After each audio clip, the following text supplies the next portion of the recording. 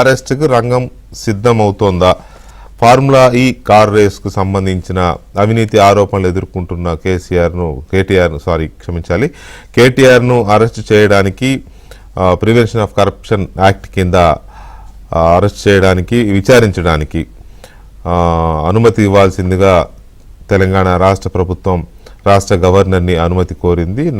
Section 17A కింద అనుమతి కావాలి అని. అది దాదాపు 70 days 70 రోజుల తర్వాత ఇవాళ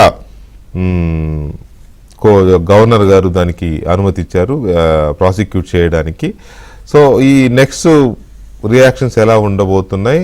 తెలంగాణ రాజకీయాలు ఒక్కసారిగా వేడెక్కాయి గవర్నర్ ఇలాంటి అనుమతి ఇవ్వడంతో.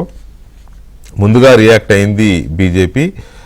ఇప్పుడేమంటాడు కేటీఆర్ కానీ రేవంత్ రెడ్డి కానీ ఎప్పుడు బీజేపీ బీఆర్ఎస్ ఒకటే, బీజేపీ బీఆర్ఎస్ ఒకటే అని అన్నారు కదా.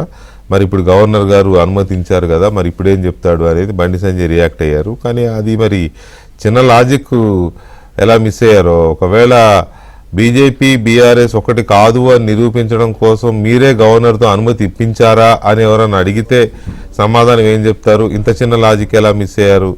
లేదా బీజేపీ కాంగ్రెస్ ఒకటి కాబట్టి అనుమతించారు అని ఎవరైనా అంటే దానికేం సమాధానం చెప్తారు? ఈ చిన్న లాజిక్ ఎలా మిస్ అయ్యారు? సో వీటితో పాటు నెక్స్ట్ ఏం జరగబోతోంది ఈ కేసులో? అరెస్టులా, ఛార్జ్ షీట్లా, జైలా?